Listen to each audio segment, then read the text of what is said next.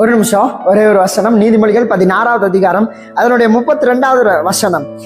பலவானை பார்க்கிலும் நீடிய சாந்தம் உள்ளவன் உத்தமன், பட்டணத்தை பிடிக்கிறவனை பார்க்கிலும் தன் மனதை அடக்கிறவன் உத்தமன்.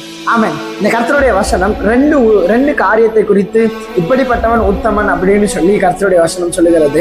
இன்னைக்கு ஆண்டவர் நம்ம ஒவ்வொரு இடத்துலையோ விரும்புகிறது என்ன அப்படின்னா, நீடிய சாந்தம் உள்ளவர்களாயோ தன் மனதை அடக்குறவர்களாயோ இருக்கணும். பார்த்தீங்கன்னா பெரிய பலவான் இருக்கட்டும், எவ்வளவோ நல்லா ஜிம்முக்கெல்லாம் போய் நல்லா ஹெல்த்தாக இருந்தாலும் அவ்வளோ பலவானை பார்க்கிலோ நீடிய சாந்தம் உள்ளவன் உத்தமனா. அதை பார்க்கிலும் பார்த்தீங்கன்னா அநேக பட்டணத்தை பிடிக்கிறவனை பார்க்கிலும் தன் மனதை அடக்கிறவன் உத்தமன். இந்த ரெண்டும் நம்மளுடைய வாழ்க்கையில் இருக்கணும்னு ஆண்டவர் விரும்புகிறார். நம்மளுக்கு நிறையா இருக்கலாம், நிறையா காரியங்கள் இருக்கலாம், ஆனால் உங்களுடைய மனதை அடக்கி பாருங்க, நீடிய சாந்தத்தோடு இருந்து பாருங்க. அது கர்த்தருடைய பார்வையில் உத்தமமாய் இருக்கும். உத்தமனாய் வாழுங்கள். தேங்க்யூ. God bless you.